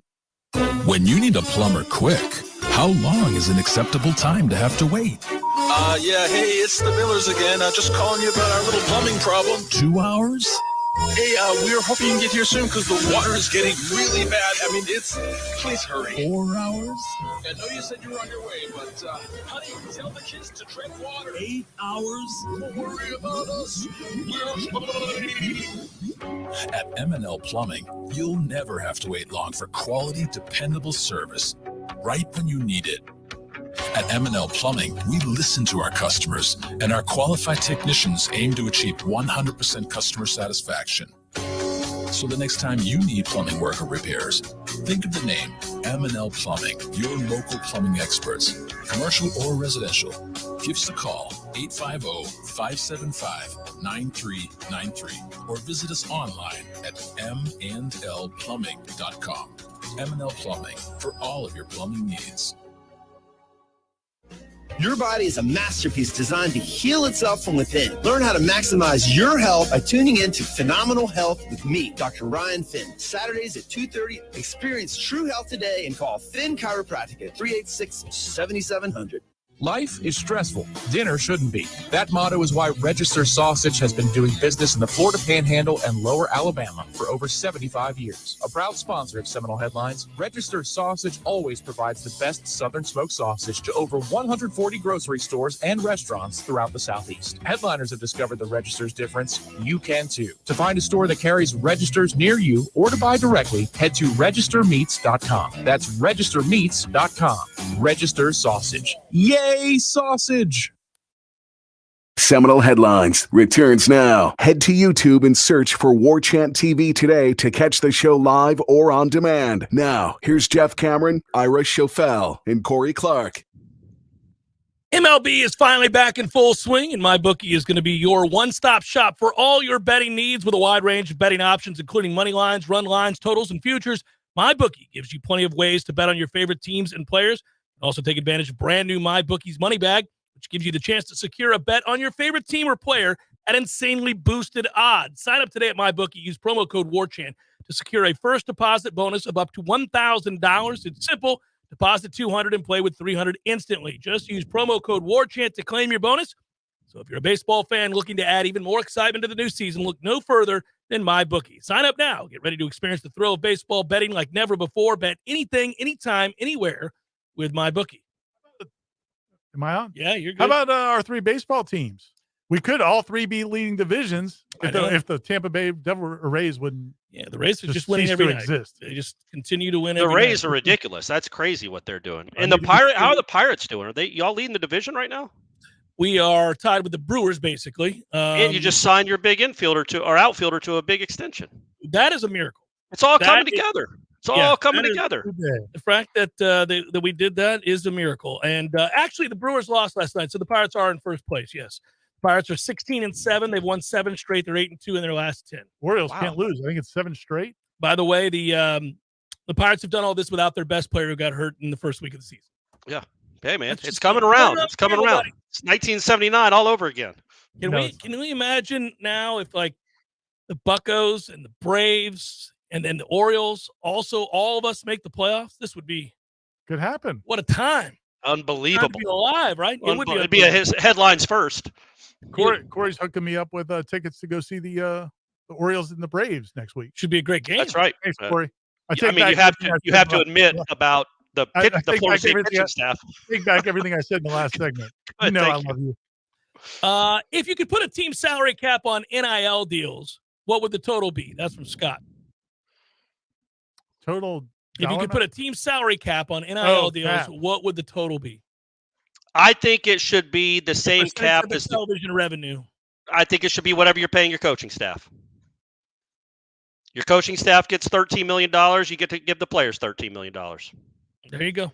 Seems fair. Seems American. Seems like a capitalist. I'll wait until we all sign the big television deals, and then you get whatever percentage of that we can agree on. It's just hard to say I can afford to pay my special teams coordinator $650,000, but the guys that are scoring the touchdowns, we're going to cap them at a certain amount. Cap the coaching salaries and then cap the player salaries. Lord knows we should pay our special teams folks a lot of money since they spend half their practices doing. I mean, they get a lot of work. My God, those are some tired special teams coaches. Assuming we make the ACC title game, I think it's more important we win that game against Clemson as opposed to beating them in week 4. Your all's thoughts? Yes. Yeah. To be the ACC champs, yeah, that's a bigger deal. Champion. Yep. Yeah. I'd like that. It'd be good to be a champion of something. Okay. So did Jeff chase Josh Farmer away with that awkward interview where he clearly creeped him out by focusing so heavily on his stunningly perfect teeth? I knew that question was coming. Might have been it. You think I can't be down with this radio host who's hyper-focused on my teeth? Maybe he had to take another deal because those teeth are that expensive. I'm saying that's a possibility. I mean, you saw those perfect teeth, Howard. We talked about it together. I wasn't the sole admirer of those teeth. Oh, no, I love them too. They were Wait amazing. until wherever he goes gets a load of them too. Like they don't know what's coming. If it's College Station or Columbia, Missouri, or wherever he ends up going, those media folks are gonna be like, well, no, because those players don't talk out there. We're lucky we actually get to talk to players, so they won't ever get to see his teeth. With the recent departures in the portal, do you foresee FSU trying to replace them all or being selective as to who they get? Yeah, I don't think they're worried about a couple of the guys that moved on down the road, so they're not going to worry about replacing them all. They may worry about this guy. I mean, if Josh is gone for good, then they may be worried about that. That's less than ideal. And they needed some roster attrition to get to 85, so some of that was by design. But I mean, I think there's a chance if they can get defensive tackle to replace Josh Farmer, that's a possibility. If they can get defensive end to replace Derek McClendon, that's a possibility. But I think we all also felt like linebacker and safety are positions where they might need to get somebody. Yeah, all places where we wouldn't be upset if they added a talent to the roster. And real quick, so there are 3 more days remaining in this portal window, as Jeff said, and so it wouldn't be a shock if 1 or 2 more went. Mm-hmm. And if certain positions they went from, it may not be something you need to replace. I mean, there are certain positions that are pretty full. Again, I'm not going to try to expedite anybody's departure, but I would tell you that, I mean, there are a couple more guys I can think of off the top of my head that could leave and you wouldn't need to replace. But then also, there are positions where you are, you have an abundance of talent. And if somebody left, that wouldn't be shocking either. And you'd be disappointed. Look, I mean, before camp started, I said I'd be very surprised if at the end of spring we didn't lose at least one running back. Maybe we don't. But, I mean, they have a lot of them. And they're all really good. I could see a running back going, well, look, this ain't going to work for me. So we'll have to see. Matt writes, haven't heard much about Azareye'h Thomas this spring. I think this time last year there was a feeling he could be a real difference maker by now. Have you guys cooled on him being a potential future first-round pick? You know, I'm not going to lie to you, Matt. I have wanted to see more from Azaria. He is a talented kid. He's long. He's fluid. I feel like he was a guy that right off the bat hit the ground running. Yeah. And then I think he hit like a freshman wall or something and just kind of leveled off. And I'm ready for him to take that next big jump because I think the talent is in there. So I don't know if I want to use the word disappointing. He hasn't been like a bust or anything, but I just don't feel like he got that next big step forward that I thought I was going to see. Maybe he will in the fall. I mean, he did, and I was going to toss to Corey, but one thing real quick. He did play a lot of snaps last year as a freshman. He was in that defensive back rotation that Sam McCall was not, which probably led to Sam McCall leaving. So they definitely value him. He definitely had a good first year overall. I think, just point, we felt like maybe there'd be another big jump. I don't know that that's happened, but I was curious your take, Corey, because you do watch the receivers and DBs a lot more than I do at practice. Yeah, I mean, he's not overly impressive. When I watch him, he's not an embarrassment, but he's not what you look at and say, yeah, man, that kid's a future NFL player. In the way, like the body type and the skills, I think, are there. Definitely. But the way they translate into covering people so far, in my mind, hasn't translated into, wow, that guy's going to be an All-American candidate or All-ACC candidate or a potential NFL player. So much to the point that I start to wonder, is he at the wrong position? And I'm not saying he is. I'm saying me personally watching him, it's like, man, he's rangy. He can really run. He's got great ball skills. Maybe safety is where my man should play. But, I mean, don't you guys think this 2023 season will dictate his career at Florida State? If he struggles to get on the field or struggles when he's on the field at corner, that they maybe make a run at him at safety or he gets recruited over. They could. It's not an easy transition. People do it, but it's not as easy as people think. Not every guy can do it. Right. He is a great athlete, and he is long, and he is rangy, and I do think that he likely could make the transition. They'll get something out of him. He's too talented. I'm not giving up on him in any way, but I will admit to feeling a tad bit of disappointment that I hadn't seen that next big league. I thought the way he started, he would be by now. Right. I also do think I wonder sometimes if what you've got going on at your position, if you've got so many older guys at your position. I mean, he's got a lot of older guys at his position. I mean, they've got more but I feel like they've got more cornerbacks / nickelbacks than they have anything else. And so, and a lot of them are juniors and seniors. So that could create a mindset where you're like, okay, I'm probably not going to beat these guys out. Mm-hmm. So it could affect you. That's just one theory. What about receiver? There you go. He was a really good receiver. And I mean, he was, right? Like he thought he'd have a chance to play both, and he was recruited as both. But he's a guy that played a lot of snaps on a top 10 team as a freshman. So it's not like he's done. It's just, we want to see for him. We want him to be a star, not just a starter. That's kind of what we envision his career being, and especially the way he started last August with like one interception every practice. Parker writes, hey, guys, hope you're all doing well. Is the football team doing well enough to get into the SEC Big Ten, the only hope for the baseball and basketball teams? Kind of a combination thing there. I think long-term, you got to get out of the ACC if that's what you're asking. Long-term, you got to. And, Florida State, I don't think it's really going to – I mean, certainly it wouldn't help your case if you were winning 5 games every year. So, yes, it's going to be incumbent upon them to be successful, but it's not like an open trial. People know the brand that is Florida State and what they would bring to television sets and potential TV contracts down the line. I think Michael Alford's been doing a pretty good job of beating that drum over the last 6 months or so. Yeah. So, I mean, you just hope that it can happen sooner rather than later, but none of us really know if that's going to happen.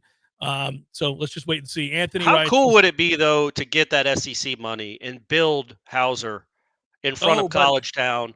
It just I really do think it would change the whole complexion of the program. I just think it would be a really cool environment. You're going to send Jeff into a daydream at this point now. Yeah. Where he just looks longingly into the future. How long have I been talking about that dump of a stadium, man? All three of us would be on recess. We'd be at recess watching from the left field. Man, I did it when it was unpopular, or people recoiled that I used the term dump to describe Dick Hauser Stadium. But I'm telling you, I mean, you can see the writing on the wall, and that was years ago, Ira. Years ago. And now it really has fallen into a state of disrepair. Well, and they put in a lot of money this past year, some cosmetic things, and it's better. but underneath is still not what it needs. Look, and at least they finally celebrated their tradition by having all that helps. That does help. I give them credit for that. I do. You need to have Buster Posey Stadium in College Town. Look, we all love Dick Hauser, right? I think he coached here for a year. But you know what I mean?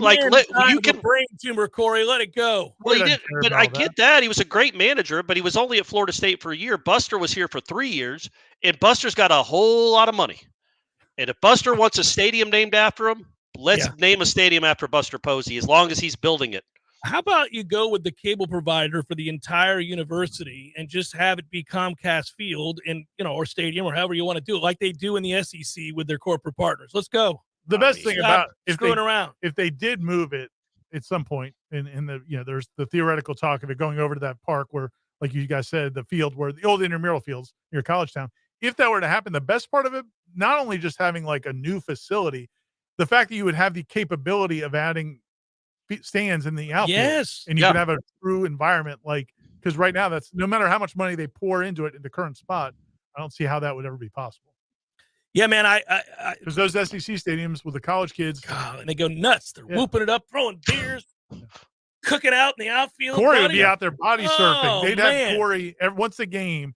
You wouldn't be seeing this. Yeah, it'd be Corey. Yeah, I'd be the animals trying to get the crowd up doing the Noles cheer, but it'd be shirtless, and I don't know how to do the Noles cheer.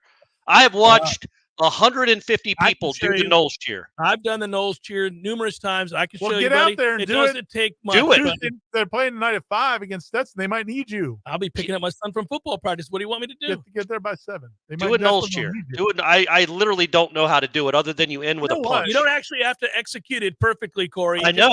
The N and the O and the L, right? And then just do this. And then you just coop. Yeah, like that kind of stuff. I got an idea for the animals. Yeah. Maybe if there's any animals listening to this right now, there probably are. Think about maybe like an alternative to Noles cheer to help the bullpen.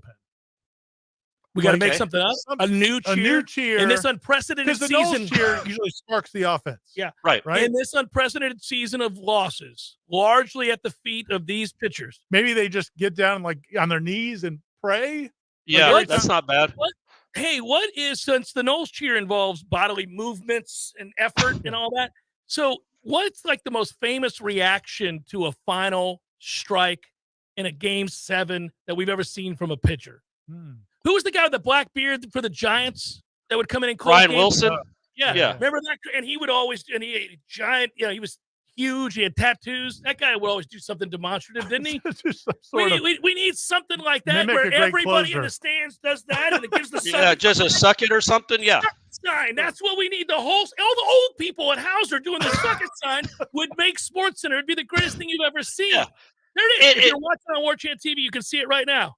You can't tell me that a bunch of you can't tell me that a 19-year-old kid won't get rattled if a bunch of octogenarians are just slamming their hips like that. Imagine the ancient element of Hauser. Right. Out there getting it over and over again in unison. The ones that listen to Lulu, they're still listening. They got their headphones on, listening to Lulu, and they're still doing the giant 1987 headphones. Just like they don't realize they made better headphones after that year. You can get new ones. You don't. And also, I want people to know we realize we're old too. It's old people making fun of other old people. That's why we're allowed to do it. We're less old than the guys at House. Like God Almighty. But it would be something to see them line up behind home plate, all of them, walking out there slow with arms like New Zealand's. Yes, let's go. Oh, yeah. It's like happy hour at the Villages. Yeah, that's right. Everybody's giving each other diseases. We're just on golf carts. Here we go. Oh, we have solved some things here. This is so we did it. Animals, you have a job. You have a job. Convince all the octogenarians that the suck it symbol is what happens from the 6th inning on when we bring in a new pitcher. As soon as Army comes in, or Oxford, any of those several guys, those guys don't have a chance. Oh, my God. And then, by the way, if you get out of the inning, if it's a clean inning, the pitcher does it back to the animal. Yeah, yep. They do it in unison as a salute. A whole bunch of sucking throughout Hauser. And I'll say this: if they only give up 1 or 2 runs, I think it's worthy of a. It doesn't have to be a goose egg. a solo dong also gets a sucker. That's fine. That's fine. Nobody on base. I don't know if Link's going to go for this, honestly. Though. I think he would we'll love see. it. It's an infusion of life and of a dormant program. Hauser would be on fire. It would be That's can't right. miss. We got it. Finally. What am I doing this weekend? I'm going to Hauser. No, people are doing This fucking chant is going to be bountiful. Because Lord knows we're going to go through 7 pitchers. Yeah, that's right. Do it every time they come in there. Seminole Headlines 93.3 Real Talk Radio Warchant TV. News now.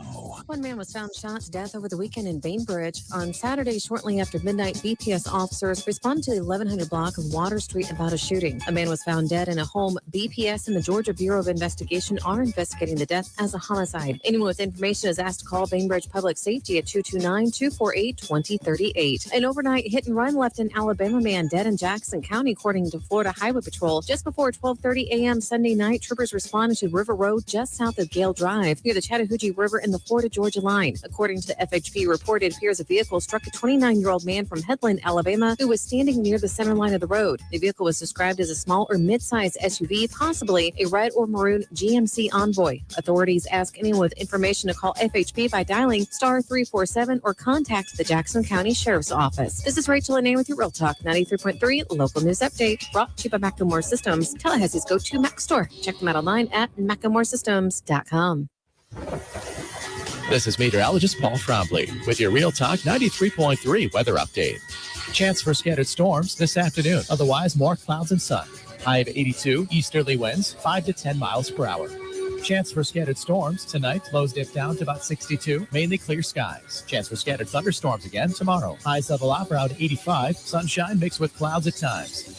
This report is brought to you by The Lawn Johns. For all your landscaping and lawn care needs, visit thelawnjohns.com. Right now, 81. Did you know that when you order food delivery through third parties like Uber Eats and Bite Squad, local restaurants lose up to 30% of their own revenue, and you're actually sending your money to corporate bank accounts in California? Well, now you can truly support our locally owned restaurants by ordering directly from foodiestakeout.com. Choose from delicious options like El Jalisco, Smitty's Tap House, Hangar 38, Jerry's Cafe, and many more. With Foodies Takeout and Delivery, we can actually put our money where our mouth is. Order your next fresh meal today at foodiestakeout.com. Hey everybody, the perfect fireplace makes your house a home. How's your fireplace looking? Not too well? Hearth and Patio can help you with that. Actually, Hearth and Patio can help you with anything fire. Give my friends a call at Hearth and Patio. If you need new fireplace upgrade, fireplace repair, you need custom outdoor kitchen, grills, or an amazing fireplace for your backyard. 850-727-4282. That's 850-727-4282. Or you can visit them online at hearthpatiotallahassee.com. Hearth Patio Tallahassee. They keep the home fires burning. Life is stressful. Dinner shouldn't be. That motto is why Register Sausage has been doing business in the Florida Panhandle and Lower Alabama for over 75 years. A proud sponsor of Seminole Headlines, Register Sausage always provides the best Southern smoked sausage to over 140 grocery stores and restaurants throughout the Southeast. Headliners have discovered the Register's difference. You can too. To find a store that carries Registers near you or to buy directly, head to registermeats.com. That's registermeats.com. Register Sausage. Yay, sausage! Seminole Headlines returns now. Head to YouTube and search for Warchant TV today to catch the show live or on demand. Now, here's Jeff Cameron, Ira Schofel, and Corey Clark. For those that tuned in late, we've already had a lengthy discussion about Josh Farmer. I'm not going to continue to do it for 2 hours. Go back or be on time. That's how that works. Responding to a question. Yeah. So, but at the end of the day, look, I mean, you can't just say it over and over and over again. Yeah, we know. Josh Farmer's entered the portal. All right. Guy had whatever he had, 13 tackles last year. It's not 15. like we didn't note 15. So it's not like we didn't note that it's unfortunate. He was on the cusp of probably having a much more productive season. I agree with that. But this is the world of NIL and the portal. You're going to lose good players eventually as you continue to litter your roster with them. Not everybody can be a starter. Others will try to pluck those players from your roster with, I'm sure it's not an inducement at all. I'm sure nobody offered him money whatsoever. Just so happens it was flowery language, and that's what he was wooed by and is making his way on down the road. But again, you watch the better programs that are competing for conference and national championships, and they lose players. They do, and we will too as we continue to get better and better and better. You've lost like 45 less than Colorado. Yeah, well, good players, Ira. Yeah. Oh, okay, my bad. Good players, not just players. Yeah. But I think again, I'm not. Listen, it's not ideal, but as long as Jackson gets the waiver, Florida State's fine at defensive tackle. More than fine. Yeah, I feel like you said we had already talked about it, and next time be on time. But then you gave whoever this person was what he wanted because you just talked about it. I gave a synopsis. Oh, okay, a little quickie. For Gotcha. people that were just tuning in after I chided them, I gave them a little more. That's all it was. That's what you do there. You give and take away. Are we getting any Twitter questions? All I've done is ask Twitter questions. Seymour was not Twitter. That's all I'm saying. With the swirling fears of potential portal loss, writes Nathaniel Hornblower, I saw both a promising safety prospect and a promising linebacker prospect hit the portal just this evening. The more I think about it, though, I feel really good about where FSU is right now as a program, including its NIL collectives. And even if we lose a guy or two, that seems less than ideal. I think we'll be fine restocking it moving forward. That all said, it'd be really cool to get word that Darrell Jackson's waiver has been cleared as soon as possible. Listen, at the end of the day, it's going to be fascinating to see how aggressive Florida State is in the portal themselves. Right. I mean, that was the bigger question. You know you're going to lose a guy or two as you stock your lineup, as we were saying, your roster. I should say you're 2 deep, you're 3 deep. But now, where do they put the point of emphasis? Do they go out and get – because, again, if Darrell Jackson's playing for you, you're fine. He didn't play for you a year ago. Don't forget that even though teams were able to run the ball on Florida State, you had an injured Fabian Lovett after week 1. Right. He didn't play. And really. Robert Cooper was injured all year. Cooper was hurt all year long. So this isn't the same situation. You've got, as of right now, Darrell Jackson, Fabian Lovett, who's healthy. You brought in Braden Fisk. You got an emerging player in Tafasi, I think. You've got Briggs. You've got a lot of bodies. Daniel Lyons. Yeah, you've got people. Now, you're not devoid of depth there. Now, you don't want to lose anybody else, admittedly, and we went over that. But do they, even after this latest situation with Farmer going into the portal, would they still prioritize defensive end over defensive tackle? Would they prioritize linebacker if there was a plug-and-play guy out there? Or would they prioritize safety? I don't think we know the answer to that question. We could all speculate on that, but it's interesting. Yeah. It also matters the caliber of player that's in the portal. And I think to Nathaniel's overall comment, I think it's good perspective to remember. You know, these are like problems like when you've got money, like and you get hit with like a big bill. Like a friend of ours, Tim Lindefeld, just he just found out he needs a new air conditioner in his car. And Tim's got a ton of money. Well, I'm saying that sucks.